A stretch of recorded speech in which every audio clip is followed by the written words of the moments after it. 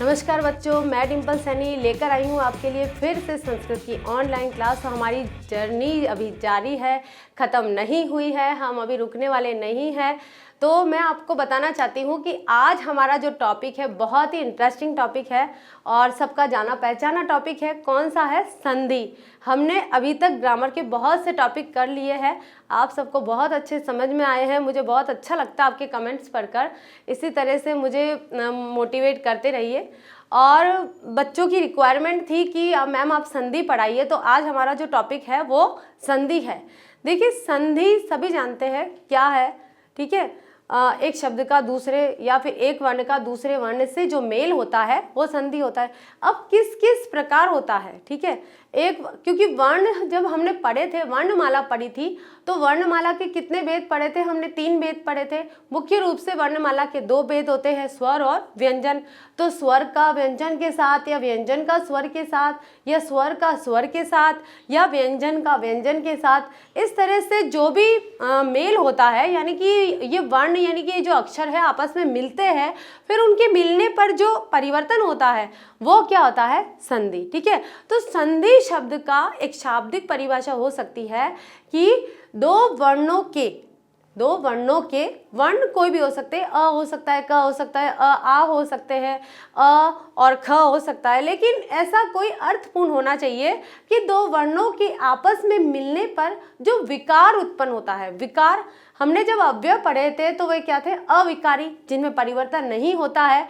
तो अविकारी का विलोम क्या हुआ? विकार, यानी कि जो परिवर्तित हो जाता है, यानी कि 2 वर्णों के आपस में मिलने पर जो विकार यानी कि परिवर्तन यानी कि जो बदलाव है वह उत्पन्न होता है, उस बदलाव को क्या कहते हैं? संधि। यानी कि उनके मिलने पर जो एक नया शब्द बनकर हमारे सामने आता है वह क्या कहलाता है? संधि कहलाता है। वो नया शब्द आ जाता है, ठीक है।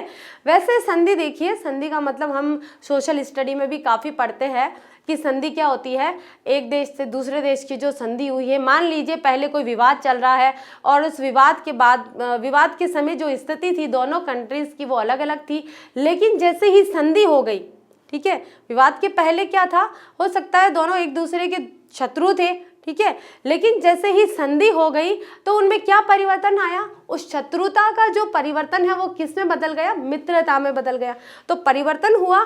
उसी प्रकार से 2 वर्ण होते हैं, उन वर्णों के मेल से जो परिवर्तन होता है उसे क्या कहते हैं? संधि कहते हैं, ठीक है। क्या कहते हैं? संधि। तो ये बहुत ही इंटरेस्टिंग टॉपिक है, आप सबको बहुत मजा आने वाला है। आज की हमारी जो क्लास है उसमें हम पढ़ते हैं संधि। संधि की हम शाब्दिक परिभाषा पढ़ेंगे पहले कि संधि कहते किसे है। संधि शब्द जो है सम प्लस धी, संधि शब्द किन 2 शब्दों से मिलकर बना है? सम और धी से मिलकर बना है, यानी कि सम प्लस धी शब्द का अर्थ है मेल। क्या है? मेल, यानी कि मिलना। संधि का शाब्दिक अर्थ क्या होता है? मिलना, ठीक है। मेल या जोड़ या फिर इन दोनों की जोड़, हमने इस शब्द को और इस शब्द को दोनों को मिला दिया तो हमारा ये संधि शब्द मिलकर आया है। तो ये क्या हो गया? हमारा मेल हो गया। इन दोनों को हमने मिला दिया यानी कि मेल कर दिया, तो वो क्या है? संधि है। 2 निकटवर्ती देखिए कैसे हम यहाँ लिख सकते हैं विद्यालय, ठीक है। हम यहाँ विद्यालय लिखते हैं। अभी तो ये संधि युक्त शब्द है, ठीक है। अभी हम इसे अलग अलग करते हैं, यानी कि विद्या धन आलय, ठीक है। तो हमारा यहाँ क्या शब्द, ये जो वाक्य ये क्या कह रहा है? 2 निकटवर्ती का मतलब होता है ये जो पास वाले वर्ण है इनकी संधि होगी। ये जो वर्ण है वी और लय, इनकी संधि नहीं होगी, संधि इनकी होगी, इनकी नहीं होगी, ठीक है। तो 2 निकटवर्ती जो वर्ण होते हैं वो आपस में जब मिल जाते हैं तो वे क्या कहलाते हैं? संधि कहलाते हैं, ठीक है। 2 निकटवर्ती वर्णों के परस्पर मेल से, परस्पर का मतलब होता है आपस में दोनों का मिलना, ठीक है। परस्पर मेल से जो विकार क्या बताया मैंने आपको? परिवर्तन यानी कि बदलाव, ठीक है। विकार ही परिवर्तन है और परिवर्तन ही विकार है, होता है, वह संधि कहलाता है, ठीक है। शाब्दिक तौर पर हम एक पंक्ति की परिभाषा में लिख सकते हैं कि दो वर्णों के परस्पर मेल के विकार को संधि कहते हैं। ठीक है। अब आते हैं हम कि जो संधि है वो केवल हम कह सकते हैं कि संस्कृत भाषा में ही नहीं होती है। संधि संस्कृत, हिंदी और भी जितनी भाषाएं उनमें अलग अलग रूप में होती है। संस्कृत और हिंदी में तो एक ही तरह की होती है, ठीक है, लेकिन अन्य अन्य भाषाओं में भी उनके अलग अलग नाम दिए गए हैं और संधि सब में होती है। ठीक है। यानी कि संस्कृत, हिंदी एवं अन्य भाषाओं में परस्पर स्वरों या वर्णों के मेल से जो उत्पन्न विकार होता है उसको संधि कहते हैं। जैसे हम उदाहरण ले सकते हैं, यहाँ पर हमने लिया सम और यहाँ धन और ये तोष। अब सम तोष लिखा हुआ है तो ये जो म है, ये म है, आधा म है, ये जो हलंत वाला जो म होता है वो अपने आधे रूप में होता है, इस रूप में होता है। तो देखिए एक नियम कहता है, जब हम अनुस्वार संधि पढ़ेंगे तब हम पढ़ेंगे ये कि नियम क्या कह रहा है कि जो अंत में म होता है ये अपने स के उसके पहले वाले जो सम है उसमें अनुस्वार का रूप ले लेता है, तो ये बन जाएगा संतोष। अब ये हो गया देव प्लस इंद्र, तो इस देव में से हमने अ निकाला और इसमें से हमने ई निकाला, अ और ई मिलके एक ही मात्रा बन जाती है, तो ये देखिए बन गया देवेंद्र बन गया। ये हो गया भानु, भानु में से हमने ऊ निकाला और इस ऊ से ये ऊ निकाला उदय से। ठीक है। छोटा ऊ और छोटा ऊ दोनों मिलके बन गए हमारा बड़ा ऊ। देखिए ये क्या बन गया भानुदय। ठीक है, बड़ा रूप ले लिया। अब ये अलग अलग संधि हमें दिखाई दे रही है, इसका हम आगे अध्ययन करेंगे कि जो अलग अलग उदाहरण है, नियम अलग अलग चल रहे हैं इसमें, तो क्योंकि संधि अलग अलग है तो नियम भी अलग अलग चलेंगे, तो इसका हम आगे अध्ययन करेंगे। तो किस प्रकार से इनके अलग अलग नियम होते हैं, कौन कौन सी संधि होती है, संधि के कितने भेद होते हैं, उसके उपभेद क्या है, हम इसका आगे चर्चा करते हैं। ठीक है। अब नेक्स्ट है हमारा संधि व्याकरण, यानी कि संधि में जो संस्कृत व्याकरण है उसके अंदर संधि के कितने भेद होते हैं। तो संस्कृत व्याकरण में संधि के 3 भेद होते हैं, मुख्य रूप से 3 भेद होते हैं। हिंदी में भी देखिए 3 ही भेद होते हैं, जितने संस्कृत में होते हैं उतने ही भेद हिंदी में होते हैं। पहला है हमारा स्वर संधि। देखिए स्वर संधि है तो आप सोचिए क्या है, स्वर क्या होते हैं। हमने आप पढ़े थे स्वर कितने होते हैं, अ आ ई उ री ए आई ओ औ री बड़ी ली। ठीक है, इस तरह से ये सारे स्वर हो गए हमारे। अब स्वर को क्या कहा था हमने जब वर्णमाला पढ़ी थी, तो अच स्वर, यानी कि स्वर अच भी कह सकते हैं जिन्हें। और स्वर का स्वर से जब मेल होता है, स्वर संधि के अंदर एक मुख्य विशेषता ये है कि जो निकटवर्ती वर्ण होते हैं वे दोनों स्वर होने चाहिए, एक व्यंजन और एक स्वर नहीं हो सकता। स्वर संधि की यही विशेषता है कि दोनों वर्ण स्वर होंगे, चाहे वे ह्रस्व स्वर हो चाहे वे दीर्घ स्वर हो, कोई भी स्वर हो, लेकिन वे स्वर ही रहेंगे। दूसरा है हमारा व्यंजन। अब व्यंजन संधि क्या होती है, हल संधि होती है। इसमें क्या होता है कि एक वर्ण स्वर हो सकता है और दूसरा वर्ण व्यंजन हो सकता है, या फिर दोनों वर्ण व्यंजन हो सकते हैं। अपने नियम के अनुसार इनके नियम चलेंगे और उनके अपने नियम के अनुसार उदाहरण देखेंगे हम कि कौन कौन से नियम किस किस उदाहरण पर सार्थक होते हैं। ठीक है। अगला है हमारा विसर्ग संधि। विसर्ग सभी जानते हैं, ये जो 2 डॉट लगते हैं उन्हें विसर्ग कहते हैं। ठीक है। अब विसर्ग संधि भी कई प्रकार की होती है संस्कृत में। ठीक है, केवल 2 विसर्ग लगाना या इन्हें जोड़ना यही नहीं, इसके भी कई उपभेद हैं। हम आगे पढ़ेंगे कि क्या विसर्ग संधि है। तो पहला क्या है, संधि के कितने भेद होते हैं। संधि के मुख्य 3 भेद होते हैं, स्वर संधि जिसे अच संधि भी कहते हैं, व्यंजन संधि जिसे हल संधि भी कहते हैं, और विसर्ग संधि। व्यंजन स्वर संधि में सारे स्वर आ जाएंगे, स्वरों का मेल होता है। व्यंजन संधि में व्यंजन या स्वर का मेल होता है। व्यंजन से आप समझ सकते हो कितने व्यंजन थे। ठीक है, हमारे जो स्पर्श व्यंजन थे, अंतस्थ थे, उष्मीय थे। ठीक है, ये जो सारे व्यंजन थे वो सारे व्यंजन संधि के अंतर्गत आएंगे। और विसर्ग संधि, ये जो 2 डॉट लगते हैं उन्हें हम विसर्ग संधि कहते हैं और इनकी भी कई संधि होती है। ठीक है, अब पढ़ते हैं हम स्वर संधि। ठीक है, कि स्वर संधि किसे कहते हैं। जब 2 स्वर आपस में जुड़ते हैं या 2 स्वरों के मिलने से उनमें जो परिवर्तन आता है वह स्वर संधि कहलाती है। ठीक है, क्या कहलाती है, स्वर संधि। परिवर्तन, संधि का मतलब परिवर्तन ही है, चाहे वह स्वर के मेल से हो, चाहे वह व्यंजन के मेल से हो, चाहे वो विसर्ग के मेल से हो। उसका मतलब जो पूरे संधि का जो मतलब है, चाहे वो कोई भी संधि हो, स्वर के उपभेद में आ गई हो या व्यंजन के उपभेद में आ गई हो या फिर विसर्ग के उपभेद में आ गई हो, सबका शाब्दिक अर्थ यही होता है कि परिवर्तन, विकार, बदलाव, बस। ठीक है, ये जो विकार, परिवर्तन, बदलाव होते हैं यह संधि है। ठीक है, तो दो स्वर, अब स्वर देखिए अ भी हो सकता है, ई भी हो सकता है, अ ई का योग हो गया, अ आ का योग हो गया, ऊ का योग हो गया और अ ए का योग हो गया। ठीक है, आ ई का योग हो गया। इस तरह से हम कई प्रकार के स्वरों का योग ले सकते हैं और उनके बाद जो स्वर बनता है, जो स्वर बन के आता है, वह इन दोनों में क्या हो रहा है, संधि हो रही है। अब संधि होने के बाद में यहाँ परिवर्तन हो जाएगा। इन दोनों में क्या हो रहा है, संधि हो रही है। संधि होने के बाद में ये जो अक्षर बन के आएगा वो परिवर्तित बन के आएगा, तो ये क्या हो जाता है, परिवर्तन संधि कहलाती है। ठीक है, हम चलते हैं आगे कि स्वर संधि क्या है, कि जब दो स्वर आपस में जुड़ते हैं, स्वर ही होने चाहिए, व्यंजन नहीं होना चाहिए। सारे क्या होंगे, ये सारे स्वर कहलाएंगे, ये सारे स्वर होने चाहिए। ठीक है, अगर ये सारे स्वर है तो ही ये स्वर संधि कहलाएगी, अन्यथा व्यंजन संधि, अगर बीच में व्यंजन वर्ण आते हैं तो वे व्यंजन संधि के रूप में आ जाएंगे। ठीक है, जैसे उदाहरण लिया हमने पहले ये सीखा कि विद्यालय, अब विद्यालय में ये उदाहरण लिया है, यहाँ पर विद्या धन आलय है। ठीक है, दूसरा है पर्यावरण, परि प्लस आवरण, ये हो गया पर्यावरण हो गया। अब देखिए विद्या में क्या है, यहाँ पर हमें क्या फोकस करना है, मान लीजिए यहाँ पर लिखा है विद्या धन आलय।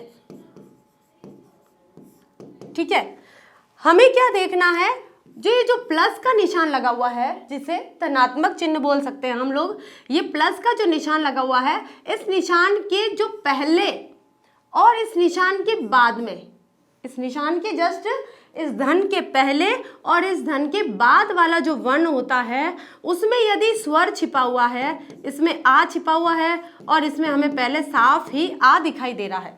ठीक है, इसमें भी आ है और इसमें भी आ है, हमें संधि, चाहे स्वर संधि हो, चाहे व्यंजन संधि हो, चाहे विसर्ग संधि हो, हमें सिर्फ प्लस के पहले वाला वर्ण और प्लस के बाद वाले वर्ण पर फोकस करना है। हमें इस वर्ण और इस वर्ण को कोई परिवर्तन नहीं करना है। हम यहाँ पर वी लिख सकते हैं और ये जो लय है वो इसी तरह से लिख सकते हैं। अब बीच वाला वर्ण क्या बन के आएगा, हम इस संधि से डिसाइड करेंगे। तो ये जो आ और आ की संधि है, यानी कि आ और आ स्वर जब आपस में मिलते हैं, ठीक है, आ क्या है, दीर्घ, ये आ क्या है, ये भी दीर्घ, तो दोनों दीर्घ मिलके एक दीर्घ का निर्माण करते हैं और वो दीर्घ क्या कहलाएगा, वो भी आ ही कहलाएगा। ठीक है, तो यहाँ क्या आ गया, ये जो विद्या लिखा हुआ है इसके अंदर आ की मात्रा जुड़ जाएगी, तो ये कोई डबल मात्रा नहीं हो जाएगी। ऐसे विद्या हमने मान लीजिए इस तरह से लिखा, मान लीजिए हमने यहाँ लिखा विद्या, ये ध लिखा, ठीक है, द लिखा, इस द में हम एक मात्रा लगा सकते हैं और अभी ऑलरेडी यहाँ पर पहले से एक मात्रा लगी हुई है, तो क्या हम इस आ की मात्रा भी और लगाएंगे, फिर तो कोई ये वर्ण बना ही नहीं, ऐसा कोई शब्द होता ही नहीं है। तो हमारा जो संधि बनकर आएगा वो एक अर्थपूर्ण होना चाहिए, वो एक वर्ण होना चाहिए, सार्थक वर्ण होना चाहिए। ठीक है, उसकी सार्थक ध्वनि होनी चाहिए। अब यहाँ पर इस तरह से दो आ की मात्रा लगा देंगे तो ये कोई इसका रूप है ही नहीं, तो हम यहाँ क्या करेंगे, इसका इसी रूप को इसी आ में, इस धा आ की मात्रा में इस आ की मात्रा को जोड़ देंगे तो ये भी धा का ही रूप लेगी, तो ये क्या बन गया, विद्यालय। ठीक है, तो कहने का मतलब ये है कि जब स्वर और स्वर आपस में मिलते हैं, ठीक है, और आपस में मिलने के बाद जो परिवर्तन होता है वह क्या कहलाता है, स्वर संधि कहलाता है। ठीक है, अब देखते हैं हम स्वर संधि के कितने भेद है। पहले हमने क्या देखा कि संधि के कितने भेद है, संधि के मुख्य 3 भेद है, स्वर संधि, व्यंजन संधि और विसर्ग संधि। ठीक है, अब स्वर संधि किसे कहते हैं, जब दो स्वर आपस में मिलते हैं, निकटवर्ती, जब दो स्वर निकटवर्ती परस्पर मिलते हैं, यानी कि आपस में मिलते हैं और उनमें जो परिवर्तन होता है उसे स्वर संधि कहते हैं। अब स्वर संधि के कितने भेद होते हैं, मुख्य 7 भेद होते हैं। स्वर संधि के 7 भेद होते हैं, कौन कौन से, पहला है दीर्घ, देखिए जब हमने वर्णमाला पढ़ी थी तब मैंने आपको बताया था कि दीर्घ का मतलब क्या होता है, दीर्घ होता है बड़ा, ठीक है। हम इसको यहाँ शाब्दिक अर्थ में बड़ा भी लिख सकते हैं।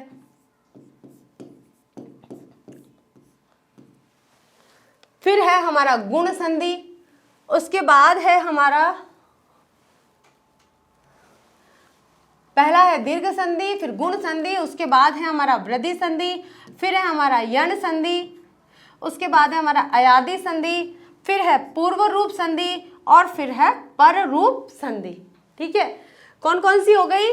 दीर्घ संधि, गुण संधि, वृद्धि संधि, यण संधि, अयादि संधि, पूर्व रूप संधि और पर रूप संधि। हमने और आप लोगों ने जब हम प्रारंभिक कक्षाओं में पढ़ते हैं तब अयादि संधि तक का अध्ययन करते हैं, पूर्व रूप और पर रूप संधि का अध्ययन नहीं करते हैं। लेकिन जब हम माध्यमिक स्तर पर आ जाते हैं, यानी कि कक्षा 9 और 10 में प्रवेश कर जाते हैं, तो हमारे पास में ये पूर्व रूप और पर रूप संधि और आ जाती है और जुड़ जाती है। तो ये हो सकता है आपके लिए दोनों नई संधि हो, लेकिन ये 5 संधि तो आपने बिल्कुल पढ़ी होगी, इसका थोड़ा बहुत भी ज्ञान आपके अंदर होगा। हम पढ़ते अब दीर्घ संधि, ठीक है। दीर्घ यानी बड़ा, और जो बड़ा है उसका विलोम शब्द क्या होता है? छोटा। और दीर्घ का विलोम शब्द क्या हुआ? ह्रस्व, ठीक है। हमने ह्रस्व और दीर्घ पढ़ा था, गुरु लघु पढ़ा था, ठीक है, यही पढ़े थे, ठीक है। तो दीर्घ का मतलब होता है बड़ा। परिभाषा पढ़ने से पहले मैं आपको एक नियम बताती हूँ, ठीक है। कहने का मतलब यह है, दीर्घ संधि क्या कहना चाह रही है कि देखिए कुछ स्वर होते हैं, ठीक है। ये हमारे है ह्रस्व स्वर और ये है हमारे दीर्घ स्वर। अब ह्रस्व स्वर कौन कौन से थे? अ, ई, उ, री और लृ। ये 5 स्वर हमारे ह्रस्व थे, यानी कि छोटे थे। अब दीर्घ स्वर में आ जाता है हमारे, हम सवर्ण ले लेंगे, आ, ई, उ और री। लृ का कोई दीर्घ स्वर नहीं होता है, इसलिए हम नहीं लेंगे। अब हमारी जो संधि होगी इन 4 वर्णों के आधार पर होगी। ये जो हमारी दीर्घ संधि है वो इन 4 सवर्ण जाति के वर्णों के आधार पर होगी, यानी कि अ का सवर्ण जाति, आप इसे सवर्ण संधि भी बोल सकते। दीर्घ संधि का एक नाम और है सवर्ण दीर्घ संधि, ठीक है, सवर्ण दीर्घ संधि। इसका एक नाम यह भी है कि सवर्ण दीर्घ संधि। दीर्घ संधि तो आ गया यानी बड़ी। अब सवर्ण का मतलब मैं बताती हूँ। वर्ण का मतलब यह होता है एक जाति, ठीक है। वर्ण यानी अक्षर भी होते हैं, लेकिन एक हम जब वर्ण व्यवस्था पढ़ते हैं तो उसमें ये होता है कि जाति के बारे में बताया है। अब देखिए कि सवर्ण का मतलब एक ही जाति के। अब ये जो हमारे ह्रस्व और दीर्घ स्वर है वे देखिए एक जाति के आपको समान दिखेंगे, यानी कि अ जाति का स्वर आ है, छोटी ई जाति का स्वर बड़ी ई है, छोटा उ जाति का स्वर बड़ा उ है और छोटी री जाति का स्वर बड़ी री है, ठीक है। तो हमारी जो दीर्घ संधि बनेगी वो इसी आधार पे होगी। मान लीजिए हमारा जो संधि विच्छेद किया हुआ है, हमारे 2 वर्ण है, 2 पद होते हैं, संधि विच्छेद करते हैं। जब भी संधि करते हैं तो 2 वर्णों के बीच में होती है, तो दोनों वर्णों का जो प्लस के पहले वाला और प्लस के बाद वाला, ये 2 वर्ण लेने हैं, यानी कि पद 2 होते हैं। हम जब शब्द का विभाजन करते हैं तो 2 पद बनते हैं, यानी कि हमने जब विद्यालय पढ़ा था, हमने यहाँ पर विद्याधन आलय पढ़ा था यहाँ पर, ठीक है। तो 2 पद बने थे, विद्या और आलय, यानी कि पहला पद ये कहलाएगा और दूसरा पद ये कहलाएगा। तो पहले पद का अंतिम वर्ण और दूसरे पद का प्रथम वर्ण ये कहलाएगा दोनों, ठीक है। इन दोनों की संधि होनी है। तो देखिए मान लीजिए पहले पद में अ है और दूसरे पद में आ है। अगर पहले पद में आ है और दूसरे पद में अ है, मान लीजिए दोनों पद में अ है और दोनों पद में आ है, तो इनका जो रूप बन के आएगा ना वो केवल आ ही आएगा, ठीक है। क्या आएगा? आ। पहले पद में चाहे यहाँ पर अ हो और यहाँ आ हो, चाहे यहाँ आ हो यहाँ आ हो, चाहे यहाँ अ हो या अ हो, या फिर यहाँ आ हो या यहाँ आ हो, सवर्ण जाति होनी चाहिए। आ के साथ ई नहीं जोड़ेगा और आ के साथ उ नहीं जोड़ेगा। आ ही जुड़ेंगे, ई ही जुड़ेगा और ऊ ही जुड़ेगा। ठीक है, ऐसा है इसमें कि अगर ये जो अ और आ का जो मेल है वो इस प्रकार से होता है, इनमें से ही होगा, इसके अलावा और इन 4 नियम के अलावा और नहीं हो सकता। इन 4 नियम के आधार पर ही इसका विभाजन होगा, यानी कि संधि विच्छेद होगा। और अगर संधि विच्छेद युक्त शब्द पद दिए हैं तो उसका जो संधि शब्द बनेगा वो भी इन्हीं आधार पर बनेगा। तो ये जो सवर्ण जाति के ह्रस्व और दीर्घ स्वर है वो अपना जो अंतिम स्वर बनाएंगे वो कौन सा बनाएंगे, आ, यानी कि दीर्घ स्वर। क्या बनाएंगे, दीर्घ स्वर बनाएंगे। ठीक है, तो कहने का मतलब यह है कि दीर्घ सवर्ण दीर्घ संधि क्यों कहा है कि अगर सवर्ण जाति के वर्णों का मेल हो रहा है तो उसका जो रूप बन के आएगा, यानी कि संधि शब्द बन के आएगा, वो आ आएगा, दीर्घ रूप आएगा उसका। इसी प्रकार से मान लीजिए ई का हमने ले लिया, अगर हमने ई लिखा है और यहाँ पर बड़ी ई है, यहाँ पर बड़ी ई है और यहाँ पर छोटी ई है, यहाँ पर छोटी है और यहाँ भी छोटी है, यहाँ बड़ी है और यहाँ भी बड़ी है, तो इनका जो रूप बन के आएगा वो बड़ी ई ही आएगा। मतलब इन दोनों का जोड़ भी बड़ी ई, इन दोनों का जोड़ भी बड़ी ई, इन दोनों का जोड़ भी बड़ी, और इन दोनों का जोड़ भी बड़ी ई ही बनकर आएगा। ठीक है, इसी प्रकार से ऊ का नियम चलेगा। यहाँ पर ऊ है हमारा, हमने ऊ को बड़े ऊ से जोड़ा, बड़े ऊ को छोटे ऊ से जोड़ा, छोटे ऊ को छोटे ऊ से जोड़ा और बड़े ऊ को बड़े ऊ से जोड़ दिया। दोनों सवर्ण हो गए। विद्या और आलय में देखिए दोनों सवर्ण आते हैं, लेकिन इनका जो रूप बन के आता है वो क्या आता है, आ ही आता है। ठीक है, आ और आ का जो मेल बनता है वो आ ही आएगा। इस नियम से ये विद्यालय बना। ठीक है, हम कहेंगे कि आ की मात्रा कहाँ गई, तो आ की मात्रा से मतलब नहीं है। सवर्ण जाति के वर्णों का जब मेल होता है तो वो अपने दीर्घ रूप में ही आएगा और कोई रूप उसका नहीं बनेगा। हम 3 मात्रा नहीं लगा सकते, मात्रा तो आ की एक ही लगेगी और वही मात्रा अपने रूप में आ जाएगी, यानी कि ये जो स्वर है वो इसमें मिल जाएगा, यानी कि वो अपने आप में आ बन गया है। ये सारे जो नियम है यही स्वर संधि यानी कि दीर्घ संधि को दर्शाते हैं। आ का नियम देख लीजिए, ई का नियम देख लीजिए और ऊ का नियम देख लीजिए। ठीक है, इसके नियम के जो हम और क्या कहते हैं उदाहरण है वो हम पढ़ेंगे। अब हम पढ़ते हैं परिभाषा। नियम मैंने आपको बता दिए है कि क्या कहना चाह रहे हैं, और अब हम परिभाषा पढ़ते हैं कि संधि करते समय अगर अ आ के साथ अ आ हो तो आ बनता है, जब ई के साथ ई हो तो ई बनता है, ये तो आ बनता है, ये ई बनता है, और जब ऊ के साथ ऊ हो तो बड़ा ऊ बनता है, और जब ऐसा होता है तो हम इसे दीर्घ संधि कहते हैं और इस संधि को ह्रस्व संधि भी कहा जाता है। ह्रस्व नहीं, इस संधि को ह्रस्व संधि भी कह सकते हैं और दीर्घ संधि भी कहा जाता है और इसे सवर्ण दीर्घ संधि भी कहते हैं। ठीक है, तो यह आपको परिभाषा समझ में आई। ये पूरी परिभाषा का रूप मैंने यहाँ पर शॉर्ट में लिख दिया है कि ये आ क्या कहना चाह रहा है, ई क्या कहना चाह रहे हैं और ऊ क्या कहना चाह रहे हैं। इसी प्रकार से री के बनते हैं और री के बहुत कम बनते हैं। री भी इसी तरह से आएगा, छोटी री, बड़ी री, बड़ा रू, यही आएंगे। ठीक है, आगे चलते हैं हम इनके उदाहरण की तरफ। अब यहाँ पर हम उदाहरण,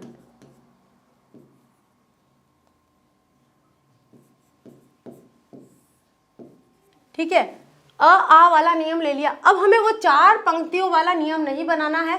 हमने देखिए अ हो या आ हो, इसका जो मीनिंग बन के आएगा यानी कि जो निष्कर्ष निकलेगा वो आ निकलेगा। कैसे, हम देखते हैं यहाँ पर उदाहरण देख लीजिए। विद्या का ले लेते हैं हम लोग, विद्या प्लस आलय,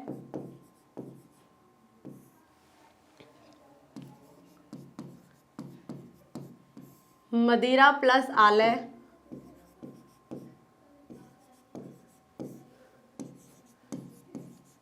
देव प्लस आलय है।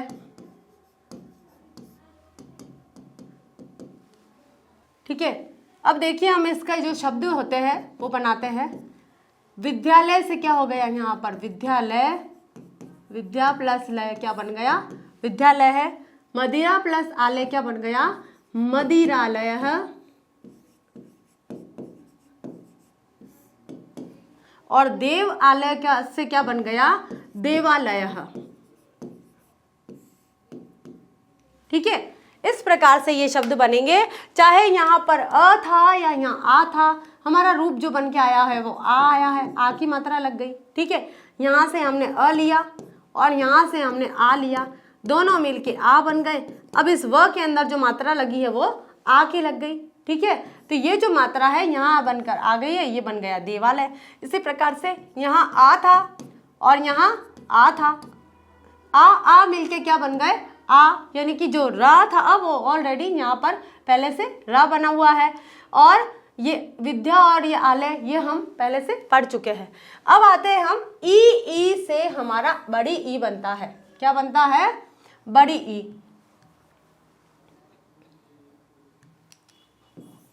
ठीक है, अब किस प्रकार से बनता है देखिए,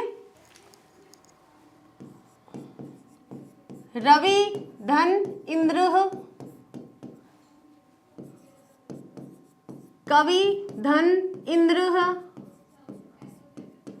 ठीक है, नदी धन ईश। ठीक है, गिरी धन ईश। 4 उदाहरण लिए हमने।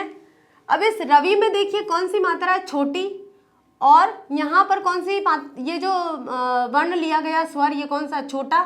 तो छोटा छोटा दोनों मिलके क्या बन जाएंगे, बड़ी ई की मात्रा आ जाएगी, यानी कि इस प्रकार से मात्रा आ जाएगी। तो ये जो वी के ऊपर जो छोटी मात्रा है, हम इस व को यहाँ ले लेते हैं, क्योंकि हमने ई यहाँ ले लिया, छोटी ई हमने यहाँ ले लिया और ये ई यहाँ ले लिया, दोनों ई मिलके बड़ी ई बन गया है। अब ये जो व के ऊपर जो मात्रा आएगी वो बड़ी मात्रा आएगी, और ये इंद्र इस प्रकार से लिख दिया।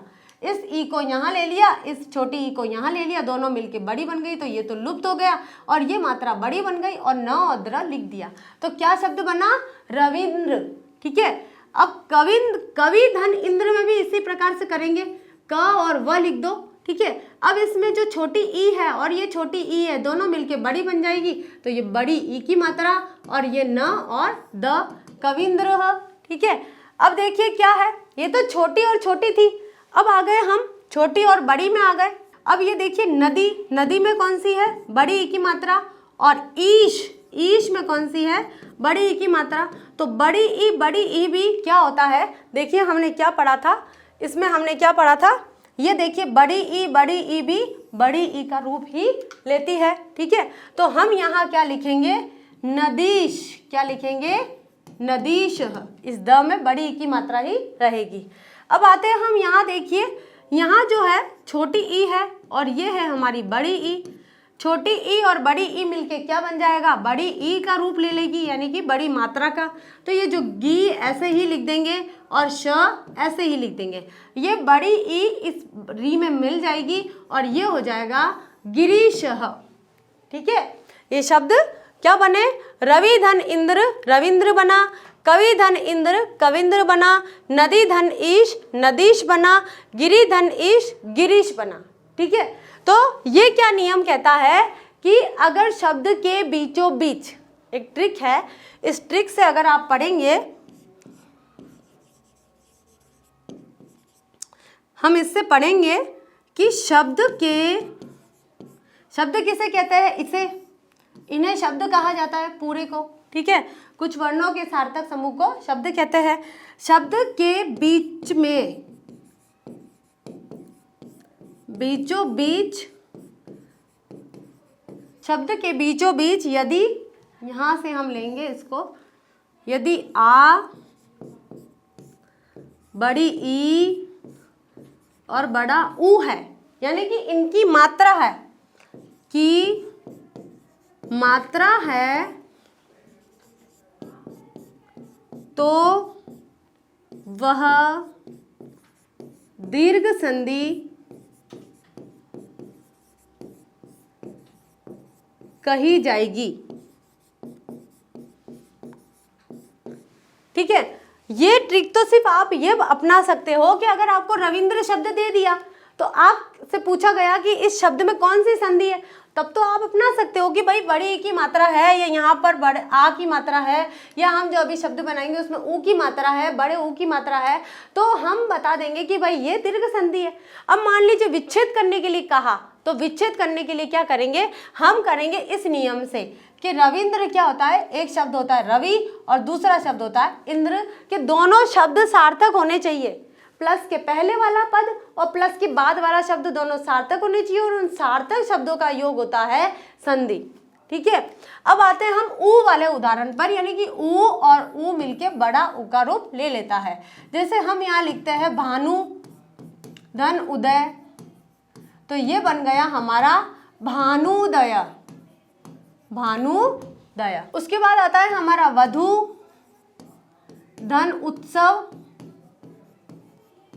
अब देखिए वधु और धन उत्सव, तो वधु में क्या है, छोटा ऊ, और इसमें भी क्या है, छोटा ऊ। छोटा ऊ और छोटा ऊ दोनों मिलके क्या बन जाएंगे, बड़े ऊ की मात्रा का निर्माण करेंगे, तो यहाँ हो जाएगा वधुत्सव। ठीक है, इस तरह से ये सारे शब्द बनेंगे। इसके और भी उदाहरण हैं, आप लोग इसमें कोशिश करना, इन सब नियमों के आधार पर कुछ कुछ उदाहरण बनाने का प्रयत्न करना, तब आप समझ पाएंगे कि दीर्घ संधि कैसे बनानी है हमें।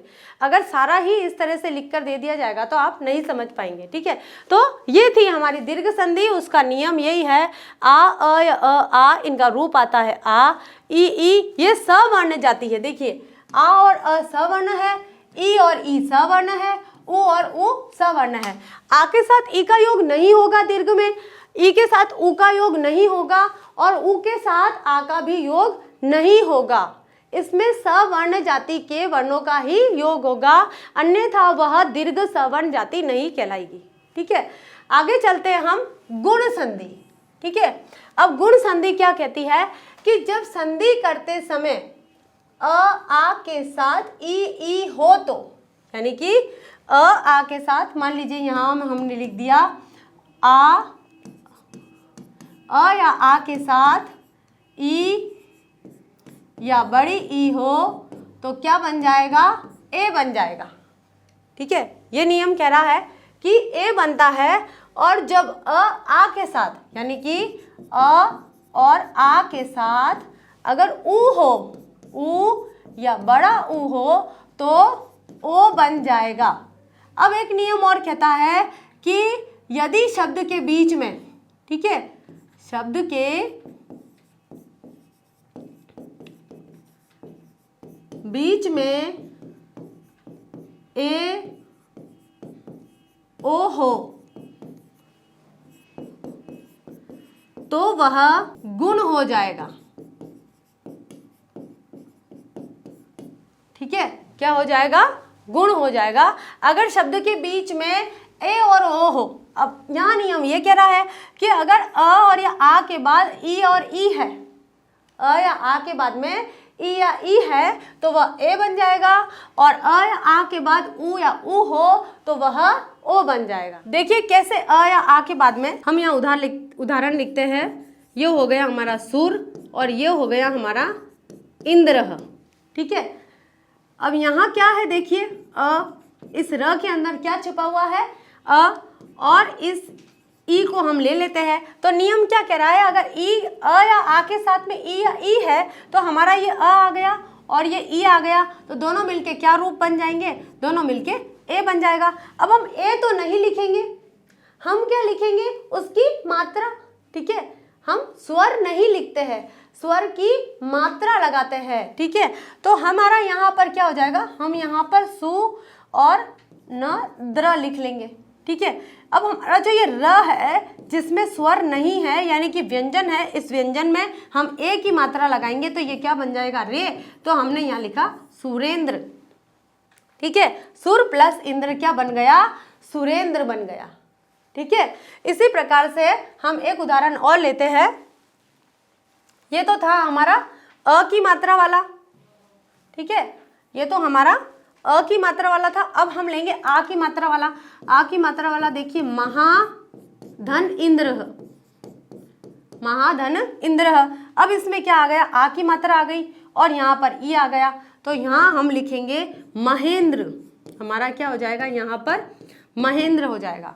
अब ये हम देखिए बड़ी ई वाला ले लेते हैं हम, महाधन ईश, महाधन ईशः, तो ये हो जाएगा हमारा महेश। ठीक है, क्या हो जाएगा? महेश हो जाएगा।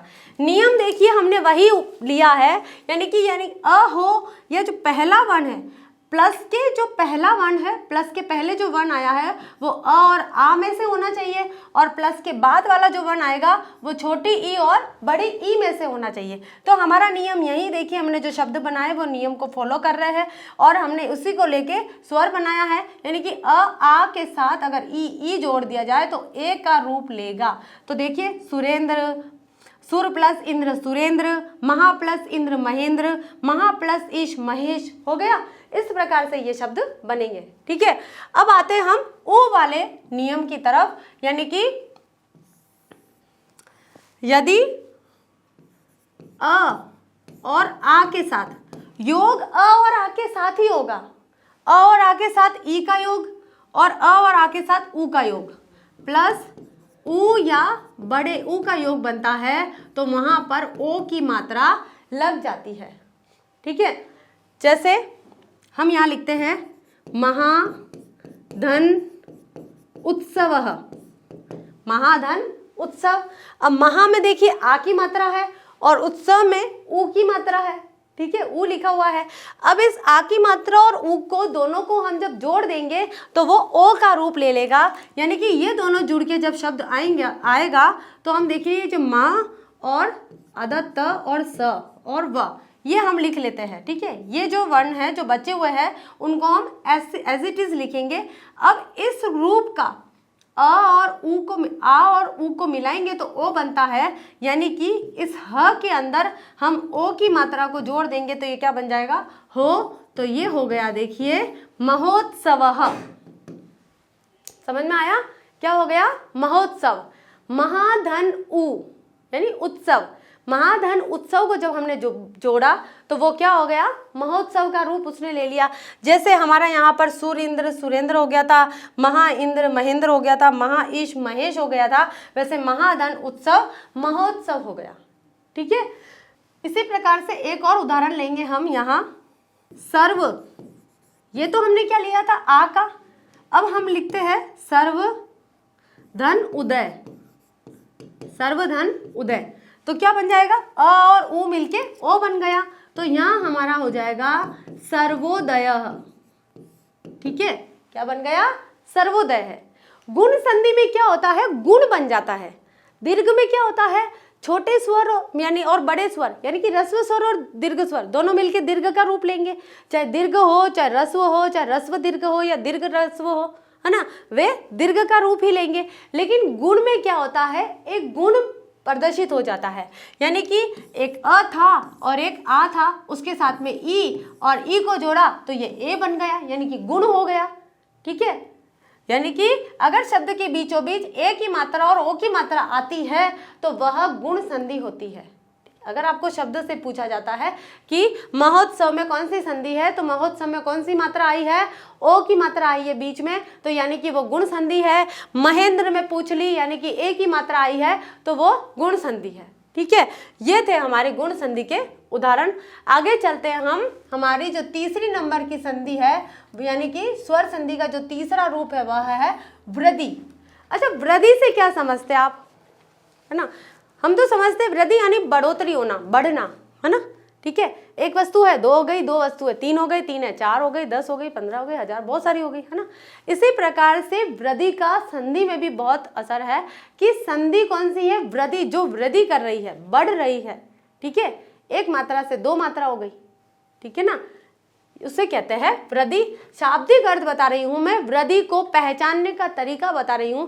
ऐसा कोई उसकी परिभाषा नहीं है कि 1 की 2 हो गई तो ये वृद्धि संधि है। वृद्धि संधि की परिभाषा अलग है, लेकिन मैंने आपको इसलिए बताया वृद्धि यानी कि 1 से 2 मात्रा, ये वृद्धि हो गई। एक ट्रिक है एक तरह की। ठीक है, जब संधि करते समय, वृद्धि संधि क्या कह रही है कि जब संधि करते समय अ आ के साथ ए और ए हो, यानी कि हमने यहाँ नियम लिखा, ये रहा, अ आ के साथ में ए या ऐ हो तो वह ऐ हो जाता है। अब आप कहेंगे कि तो एक ही मात्रा है तो स्वर है, लेकिन जब हम इसे मात्रा में कन्वर्ट करते हैं ना तो देखिए यहाँ 2 मात्रा लग रही है, ठीक है। दूसरा नियम क्या कह रहा है, ए बन जाता है, ठीक है। और जब अ या आ के साथ में, अ या आ के साथ में ओ या औ हो, ये रहा हमारा ओ या औ हो, तो औ बनता है, ये बन गया औ।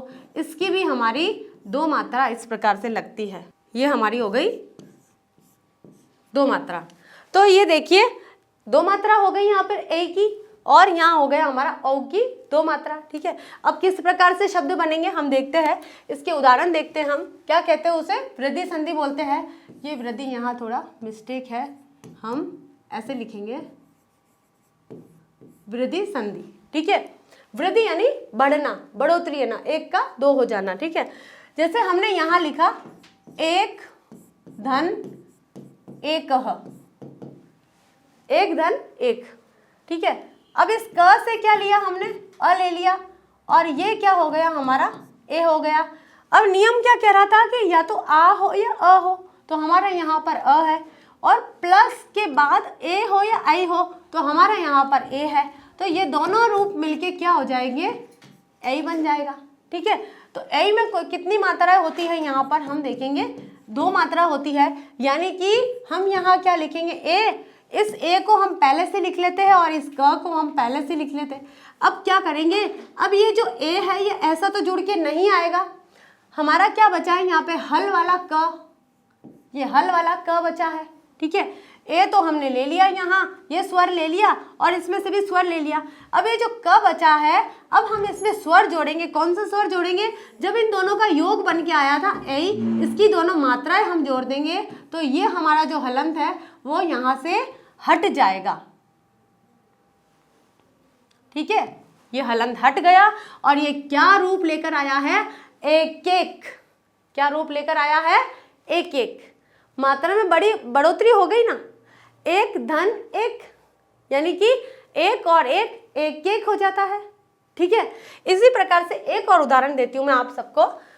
एक उदाहरण और है, महाधन ऐश्वर्य, महाधन ऐश्वर्यम, ठीक है।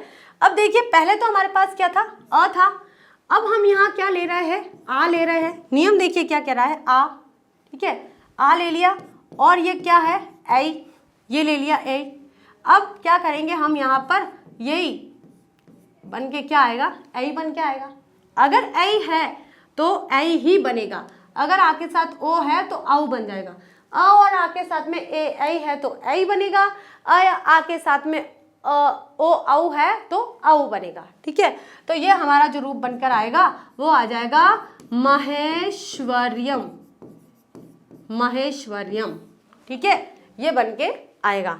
अब हम लेते आ और अ के साथ में ओ और औ का रूप।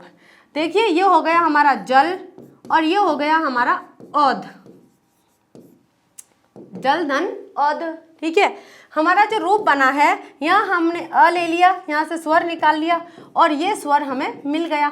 तो यहाँ क्या बचा, ये ज बचा, और ये ध बचा। अब क्या करेंगे, जो ल है, हल वाला बचा है, इस ल में हम औ की मात्रा लगा देंगे, तो ये क्या बन गया, जलौध। क्या बन गया, जलौध बन गया, ठीक है।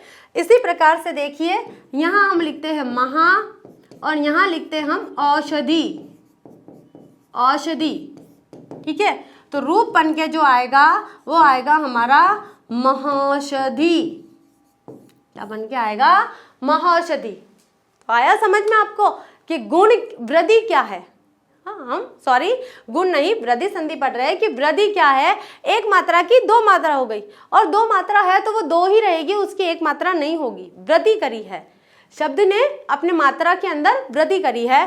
तो ट्रिक ये कहती है कि अगर शब्द के बीच में, हम यहाँ पर एक पंक्ति लिखते हैं, एक लाइन लिखते हैं कि अगर शब्द के बीच में, शब्द के बीच में ऐ या औ की मात्रा हो, तो वह वृद्धि संधि होती है, ठीक है। कौन सी संधि होती है, वृद्धि संधि होती है।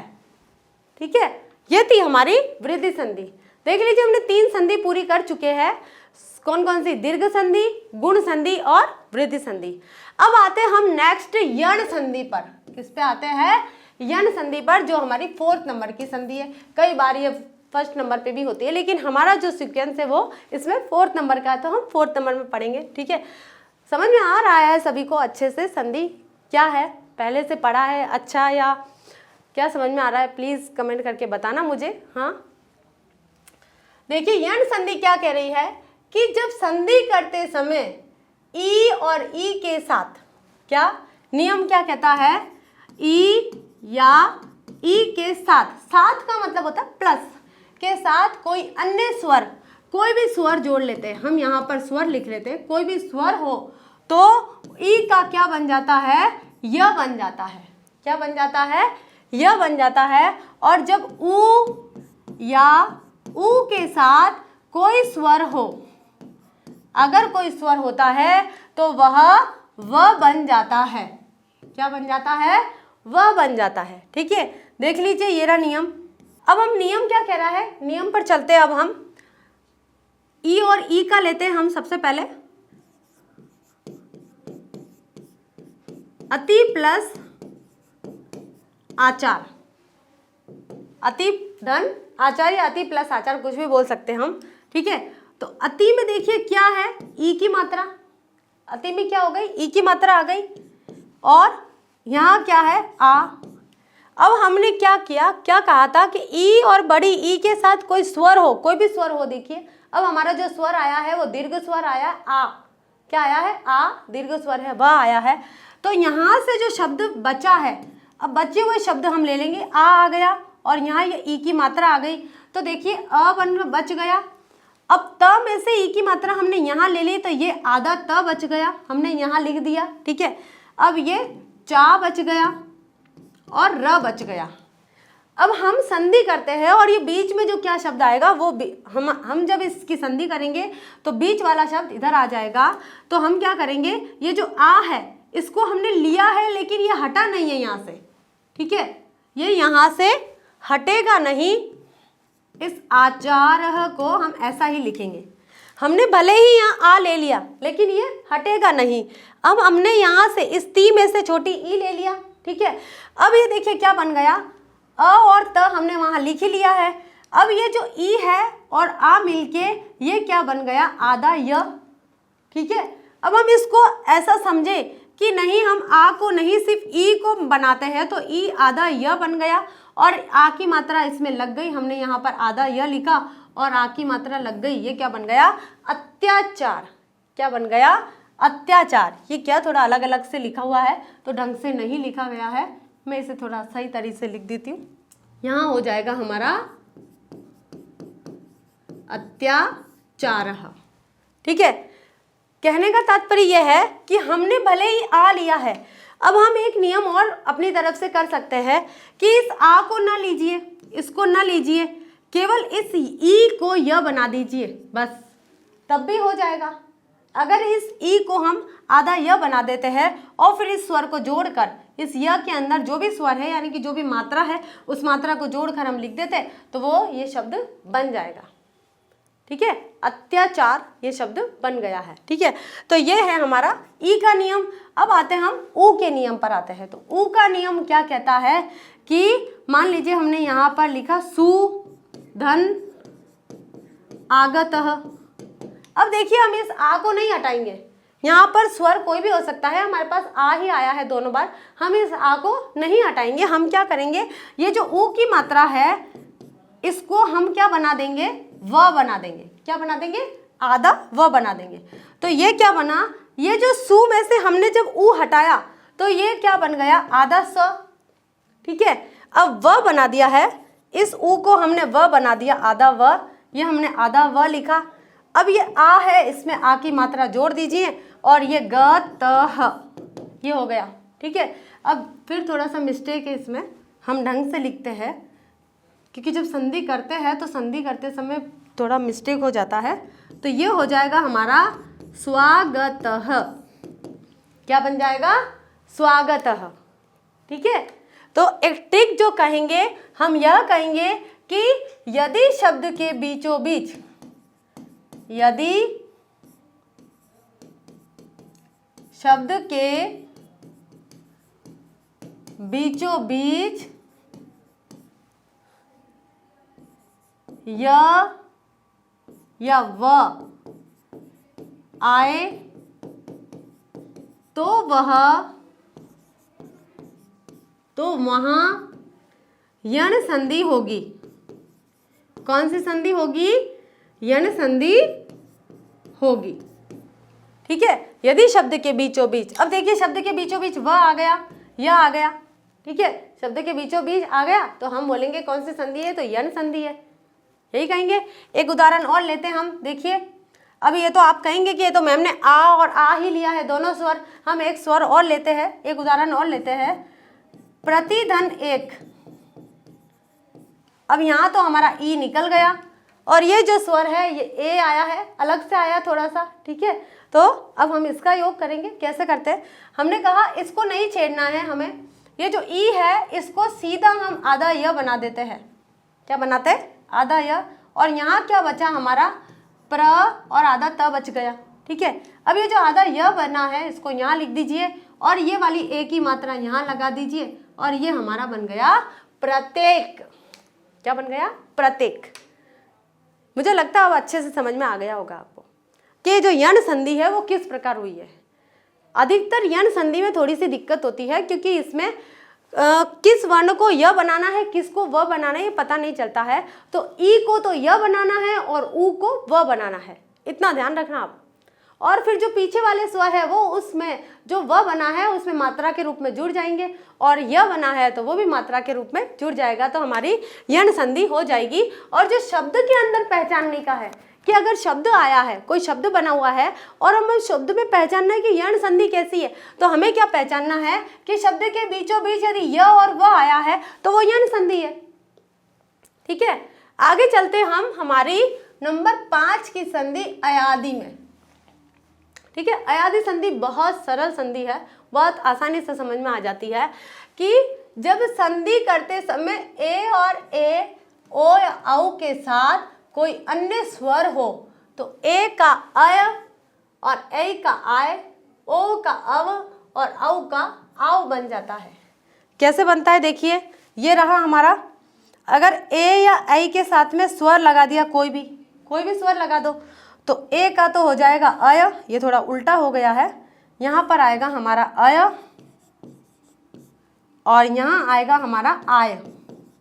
यानी कि अगर सिंगल मात्रा है, अगर एक मात्रा है तो वो अय हो गई, अगर डबल मात्रा है तो वो आय हो गई।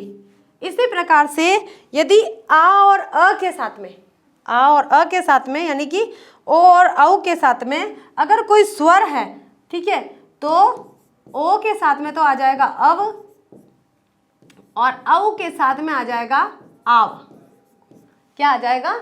आव आ जाएगा। ठीक है, तो नियम क्या कह रहा है कि जब संधि करते समय ए, ऐ, ओ, औ के साथ कोई अन्य स्वर हो तो ए का अय, ऐ का आय, ओ का अव, औ का आव बन जाता है और यही अयादि संधि कहलाती है। ठीक है, य व से पहले व्यंजन पर अ आ की मात्रा हो तो अयादि संधि हो सकती है, लेकिन अगर कोई विच्छेद नंब निकलता हो तो धन के साथ वाले भाग को वैसा का वैसा लिखना होगा। ठीक है, ये हमारे नियम है। अब हम इसके कुछ उदाहरण पढ़ेंगे कि इसके कुछ उदाहरण कौन कौन से हैं। अय का अय हुआ है, ए का अय, ऐ का आय, ओ का अव और औ का अव आ हुआ है, तो वो शब्द कौन कौन से हैं जिनसे हमें पता चलेगा कि इसमें अयादि संधि हुई है। ठीक है, अब हम कुछ उदाहरण लेंगे, उस उदाहरण से देखेंगे कि जो अयादि संधि है वो कैसे बनती है। ठीक है, तो हम उदाहरण लेंगे। यहाँ पर एक उदाहरण लिया हमने, न प्लस अन और ने प्लस अन। फिर हम लेंगे यहाँ पर पो प्लस अन। ठीक है, और यहाँ लेंगे पो प्लस। ठीक है, अब देखिए नियम के अनुसार मैंने सारे शब्द जमा लिए हैं। इसमें हमारा है ए, इसमें हमारा है ऐ, इसमें हमारा है ओ, और इसमें हमारा है औ। ये सारे हो गए, ये यहाँ पर आएंगे। ठीक है, तो क्या कह रहा है कि ए के साथ में, ए या आई के साथ में, यानी कि ए के साथ में कोई स्वर है तो वो आया बन जाएगा। क्या बन जाएगा? आया। और आई के साथ में कोई स्वर है तो वो आय बन जाएगा। ठीक है, ओ के साथ में कोई स्वर है तो वो अब बन जाएगा, और औ के साथ में कोई स्वर है तो वो आव बन जाएगा। तो देखिए हम यहाँ जो शब्द बनाएंगे वो शब्द कैसे होंगे? देखिए, ने प्लस अन, ये हो जाएगा नयन। हमने क्या लिखा? न लिख दिया, और ए की मात्रा को य बना दिया, अ बना दिया, और ये हो गया नयन। फिर ने प्लस अकह, नायकह, ये नयन हो गया, ये नायक हो गया। पो प्लस अन, ये अब हो जाएगा, ये बन जाएगा पवनः। ठीक है, और पौ प्लस अकह, ये हो जाएगा पावकः। ठीक है, जितने भी नायक, दायक, पावक, जितने भी इस प्रकार के शब्द बनते हैं वे सारे के सारे अयादी संधि के अंतर्गत आते हैं। ठीक है, तो अब आती है हमारी पर रूप संधि, जो स्वर संधि का हमारा छठा भेद है। ठीक है, 5 भेद तक हम पढ़ चुके हैं अयादी संधि तक, यानी कि हमने स्वर के दीर्घ पढ़ा, गुण पढ़ा, वृद्धि पढ़ा, यन पढ़ा और अयादी पढ़ा। ठीक है, अब आते हैं हम पर रूप संधि की तरफ कि पर रूप संधि कैसे है और क्या कह रही है। पर रूप संधि यानी कि एंगी पर रूपम। ठीक है, उसका पर रूप हो जाता है, उसका उसी रूप में उपयोग हो जाता है। ठीक है, उपसर्ग के अ, देखिए पर रूप में उपसर्ग का उपयोग हुआ है। कैसे हुआ है देखते हैं। उपसर्ग के अ के पश्चात यानी कि बाद में, पश्चात का मतलब होता है बाद में, यदि ए या ओ हो, ए या ओ का मतलब है कि ये स्वर होने चाहिए। ठीक है, ए या ओ आए तो उनका पर रूप एकादेश हो जाता है, यानी कि उपसर्ग के अ, यहाँ पर हमने अ लिखा और यहाँ पर चाहे ए है या ओ है। ठीक है, तो इनका जो रूप बनेगा वो पर रूप बन जाएगा। ठीक है, इस पर रूप संधि को वृद्धि संधि का अपवाद कहा जाता है। क्यों कहा जाता है? क्योंकि वृद्धि संधि में क्या होता है कि वृद्धि हो जाती है। जब हम अ और ए को मिलाते हैं तो यहाँ पर ये वाली मात्रा आ जाती है, जब अ या ओ को मिलाते हैं तो यहाँ पर ये वाली मात्रा आ जाती है, औ की मात्रा आ जाती है। तो ये वृद्धि संधि का अपवाद है। क्यों? क्योंकि स्वर तो यही मिल रहे हैं जो वृद्धि संधि में मिलते हैं, अ या आ हो। वृद्धि संधि का उदाहरण है अ या फिर आ हो और प्लस ए या ओ हो, तो उसके साथ में हम क्या करते हैं, इस जो ये स्वर है, ये मात्रा है, इनमें वृद्धि कर देते हैं, इसलिए वृद्धि संधि है। लेकिन पर रूप में ऐसा नहीं है। अपवाद इसलिए कहा गया है कि अ या ए है, यहाँ पर अ ही होना चाहिए और यहाँ पर ए या ओ आता है तो इसका पर रूप बन जाता है और उसी रूप में इसका शब्द लिखा जाता है। ठीक है, तो इस पर रूप संधि को वृद्धि संधि का अपवाद कहा जा सकता है। पररूप कार्य से तात्पर्य है कि जब पूर्व पद का अंतिम वर्ण, पूर्व पद का, मान लीजिए हमने यहाँ पर कोई शब्द लिखा था, उसका ये वाला वर्ण आ गया अंतिम वर्ण। ठीक है, अगले शब्द के आदि वर्ण के समान होकर उसमें मिल जाता है। ये जो शब्द होता है प्लस के पहले वाला जो वर्ण है वो अगले इस शब्द के साथ में मिलकर और एक हो जाता है, उसे कहते हैं पूर्व रूप संधि, पर रूप संधि, सॉरी क्या कहते हैं, पर रूप संधि कहते हैं उसे। ठीक है, कैसे? जैसे हम एक उदाहरण देखते हैं कि हमने यहाँ लिखा प्र प्लस एजते। ठीक है, क्या हो गया, एजते। अब यहाँ पर क्या है हमारा अ। अब एक चीज फोकस करने की बात यह है कि पर रूप संधि की विशेषता है कि उसका जो पहला पद है यानी कि प्लस के पहले वाला, यानी पहले पद का जो अंतिम वर्ण होता है वह उपसर्ग होगा, इतना आपको ध्यान रखना है। जैसे ही उपसर्ग वाले शब्द आते हैं यहाँ पर प्लस के पहले, यानी पहला पद जब उपसर्ग आ जाता है, हम इसे उपसर्ग बोल सकते हैं, यानी कि उपसर्ग वाले शब्द आ जाते हैं तो वह पर रूप संधि के अंतर्गत आएगी, ना कि वृद्धि संधि के अंतर्गत आएगी। ठीक है, हमने यहाँ पर अ लिया, प्र से हमने हमने अ ले लिया और हमने ये ए बना दिया। तो देखिए अ और ए मिलके ऐ नहीं हो जाएगा। हम यहाँ क्या करेंगे, इस प्र में इस ए की मात्रा को जोड़ देंगे और ये हो गया हमारा प्रेजते। क्या बन गया? प्रेजते। इस तरह से ये शब्द बनेगा। एक और उदाहरण ले सकते हैं हम, यहाँ पर लेते हैं हम सेकंड नंबर का जो उदाहरण है, उप प्लस औषधि। उप प्लस औषधि, ठीक है। अब उप क्या है, देखिए ये उपसर्ग जैसा ही दिख रहा है हमें, ये हम इसे उपसर्ग कह सकते हैं। उप, अधि, सु, प्र, प्रति, परि, ये सब क्या उपसर्ग जैसे शब्द होते हैं। जब उपसर्ग जैसे शब्द आ रहे हैं तो आप अंदाजा लगा दीजिए कि कौन सी संधि हो सकती है, पर रूप संधि है। और पर रूप का मतलब यही है कि इसका जो अंतिम वर्ण है, पर रूप संधि में ये जो प्रथम वर्ण का जो प्रथम पद का, ये से पूरे को पद बोलेंगे, इस पद का जो अंतिम वर्ण है ये प आ गया। इस प का क्या हो जाएगा, दूसरे पद का प्रथम वर्ण आकर मिल जाएगा। तो कैसे मिला, हमने उ और श और ती, हमने इसको ऐसा का ऐसा लिख लिया। इस पहले पद का पहला और दूसरे पद के अंतिम वर्ण ऐसे ही लिखे जाएंगे, लेकिन पहले पद का अंतिम वर्ण यानी कि प, इस प में क्या करेंगे हम, इस अ की मात्रा है, हमने यहाँ अ लिखा और प्लस इसे ओ से जोड़ना है। तो अ का ओ में जब विलय हो जाएगा तो ये इस प्रकार से शब्द बनेगा, उपोषति। ठीक है, ये शब्द इसमें बनेगा। यानी कि हमने जब प्र में एजते जोड़ा यानी अ में ए जोड़ा तो यहाँ ए की मात्रा नहीं आई है, यहाँ पर कौन सी आएगी, ए की मात्रा ही आएगी, ये मात्रा नहीं आएगी। इसी प्रकार से जब हमने अ में ओ जोड़ा तो ओ जोड़ने पर भी ये अ नहीं आएगा, यानी कि हम औ की मात्रा नहीं लगा सकते हैं। हम यहाँ पर इसी रूप को, इस पर रूप को ही इसी में जोड़ देंगे और इसका विलय हो जाएगा और ओ की मात्रा आ जाएगी। यानी कि पहला पद पर रूप संधि की एक विशेषता है कि पहला पद कैसा होना चाहिए, उसका उपसर्ग होना चाहिए, सारे उपसर्ग कहे जाएंगे। और जब उपसर्ग का जो अंतिम वर्ण है उस वर्ण में जो दूसरा पद है उसके प्रथम वर्ण की मात्रा एज इट इज मिल जाएगी। जो प्रथम वर्ण है उसके अंतिम वर्ण की मात्रा का कोई उसमें मेल नहीं होएगा। ठीक है, यानी कि ओ जुड़ जाएगा, इस मात्रा का कोई रोल नहीं होगा, ये ऐसे ही रहेगी, ये इसमें जुड़ जाएगी और ओ का रूप बन जाएगा। ठीक है, ये है हमारी पररूप संधि। अब आते हैं हम पूर्व रूप संधि। किसमें आते हैं, पूर्व रूप संधि, जो हमारी 7 नंबर की संधि है। और ये जो थी पर रूप संधि हमारी 6 नंबर की संधि थी। ये सारे स्वर संधि के भेद ही है जिन्हें हम पढ़ रहे हैं।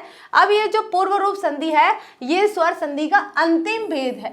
ठीक है, इसका अंतिम भेद है। तो ये क्या कह रहे हैं कि पूर्व रूप संधि यानी एंग पदांत तदि, यानी कि पूर्व रूप संधि को अयादि संधि का अपवाद कहा जाता है।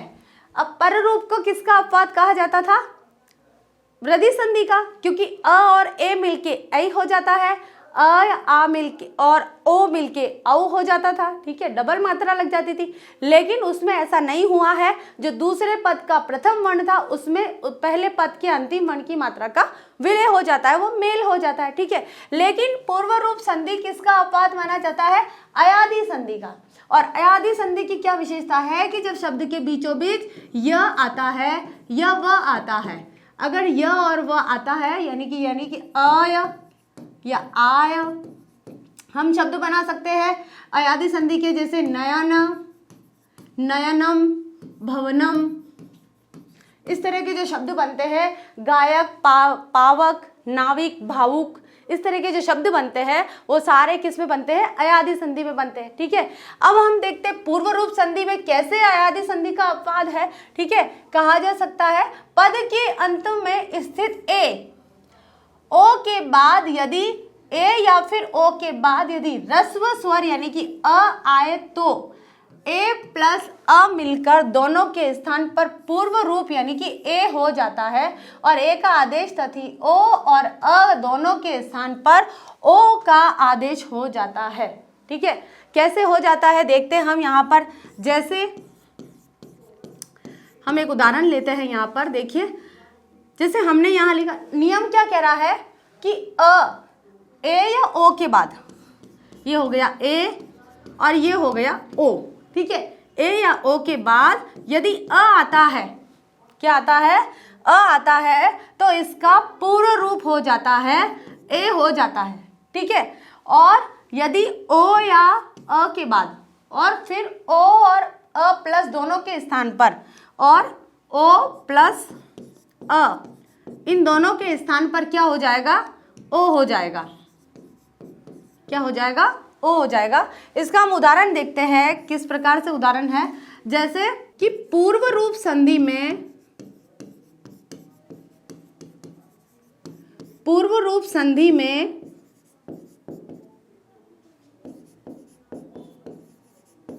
संधि करने के पश्चात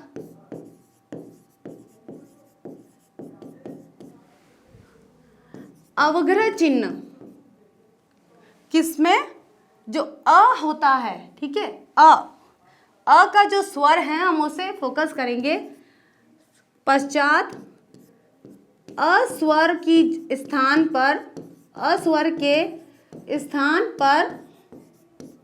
अवग्रह चिन्ह, अवग्रह, देखिए इस तरह से हमने जब वर्णमाला पढ़ी थी, जब ये वाला चिन्ह आया था, अवग्रह चिन्ह आ जाता है, ठीक है। अब किस प्रकार से आएगा ये अब हम देखते हैं। हमारा ये जो अवग्रह चिन्ह आता है वो किस प्रकार से आएगा, देखिए। जैसे हमने यहाँ लिखा हरे प्लस अत्र, ठीक है। क्या लिखा हमने, हरे प्लस अत्र। हरे में किसकी मात्रा है, ए की, और यहाँ पर क्या है, अ, ठीक है। तो क्या होना चाहिए कि जो हरे पहला पद है वो तो एज इट इज रहेगा, हरे हो जाएगा। अब ये जो अस्वर है, नियम क्या कह रहा है कि अस्वर के स्थान पर अवग्रह चिन्ह आ जाएगा, तो ये अस्वर की जगह हम यहाँ पर अवग्रह चिन्ह लिखेंगे और त्र लिख देंगे। तो जब उच्चारित करेंगे हम इस शब्द को तो वो होगा हरेयत्र। अ को हमने रोका नहीं है, बस हरेयत्र लिख दिया हमने, हरे, रे के बाद में डायरेक्ट हमने त्र बोल दिया, इस अवग्रह चिन्ह को नहीं बोला है हमने, ठीक है। लेकिन जब हम संधि विच्छेद करेंगे इसका, तब क्या होगा, हरे अलग से लिखा जाएगा और ये जो अवग्रह चिन्ह है वो फिर से अ में कन्वर्ट हो जाएगा। हम अ स्वर का उच्चारण करेंगे जब हम संधि विच्छेद करते हैं, यानी कि इस प्रकार की स्थिति जब आती है, ठीक है। एक ये तो हो गया हमारा ए वाला उदाहरण। अब हम लेते हैं इस ओखली वाला ओ का उदाहरण लेते हैं। तो वो देखिए, जैसे हमने यहाँ लिखा, आप लोग सभी देखते होंगे कि ऐसे शब्द बनते हैं। हम यहाँ लिखते हैं को प्लस अपी, ठीक है, को प्लस अपी, ठीक है। अब हम क्या कर रहे हैं, इसको जोड़ते हैं। यहाँ कौन सी मात्रा आ गई हमारी, ओ की। ओ की मात्रा के साथ में हमने अ को जोड़ा। जब पास में हमारे ओ के बाद में अ आता है या ए के बाद में अ आता है, तो ये जो अ है वो क्या हो जाएगा, अवग्रह चिन्ह में कन्वर्ट हो जाएगा, ठीक है। किसमें हो जाएगा, अवग्रह में। तो हम क्या लिखेंगे यहाँ पर, ये हुआ को, ठीक है। को के बाद में हमें पी ऐसा का ऐसा लिखना है। अब क्या करेंगे, अब इस अ को जो यहाँ पर स्वर बन के आया है इसको हम अवग्रह बना देंगे। तो ये क्या बन गया, कोअपी, ठीक है। यदि ए या ओ की मात्रा के बाद अ स्वर आता है, नियम ये कहता है कि ए या ओ की मात्रा के बाद यदि संधि विच्छेद करते समय अ स्वर आता है तो अ क्या हो जाएगा, अवग्रह चिन्ह में कन्वर्ट हो जाएगा, ठीक है। तो ये कौन सी संधि हो गई हमारी, पूर्व रूप संधि। कौन सी हो गई, पूर्व रूप। हम इस अवग्रह को यहाँ उच्चारित नहीं करेंगे, भले ही यहाँ लिखा हुआ है लेकिन हम इसे उच्चारित नहीं करेंगे। जैसे हरित्र, कोअपी, ठीक है, कोअपी लिख दिया हमने। तो ये क्या हो गया हमारा, थोड़ा सा उच्चारित होता है तो वो अस्वर का होता है, अवग्रह का नहीं होता है, हम अ को उच्चारित कर रहे हैं, ठीक है। तो ये थी हमारी पूर्व रूप संधि, ठीक है। तो आज हमारी स्वर संधि पूरी हो चुकी है। स्वर संधि में हमने सारे भेद कर लिए हैं। स्वर संधि के संस्कृत में 7 भेद है, ठीक है। पहला कौन सा है, दीर्घ संधि, फिर गुण संधि, फिर वृद्धि संधि, फिर यण संधि, अयादि, पर रूप और पूर्व रूप संधि। ये 7 संधियां आज हमने कंप्लीट कर ली है, उदाहरण के साथ की है, बहुत अच्छे से करी है, आपको समझ में आया होगा। तो अगले चैप्टर में हम लेकर आएंगे व्यंजन संधि। व्यंजन संधि क्या है, उसके रूप कौन कौन से। देखिए संधि है ना, हिंदी और संस्कृत में बहुत मिलती जुलती रहती है, थोड़े कुछ उदाहरण होते हैं वह चेंज होते हैं, लेकिन जो नियम है वही रहते हैं। जो हिंदी व्याकरण की संधि है और संस्कृत व्याकरण की संधि है उसमें ज़्यादा फर्क नहीं होता है। व्यंजन संधि में क्या होता है कि नाम से उसके नियम बने होते हैं, और हिंदी में क्या होता है कि डायरेक्ट उसके नियम लिख दिए जाते हैं कि वर्ग का ये होता है, तीसरे वर्ग का ये होता है, पांचवें वर्ग का ये होता है। ठीक है, इस प्रकार से जब व्यंजन पढ़ेंगे तब डिटेल में पढ़ेंगे, बहुत अच्छे से पढ़ेंगे। ठीक है, तो ये थी आज हमारी स्वर संधि कंप्लीट हो गई है, और नेक्स्ट चैप्टर में हम लेकर आते हैं, नेक्स्ट जो हमारा लेक्चर होगा उसमें लेकर आते हैं व्यंजन संधि, उसके बाद हम स्वर संधि। तो हम जल्दी इस संधि को पूरा कर लेंगे। तब तक के लिए धन्यवाद।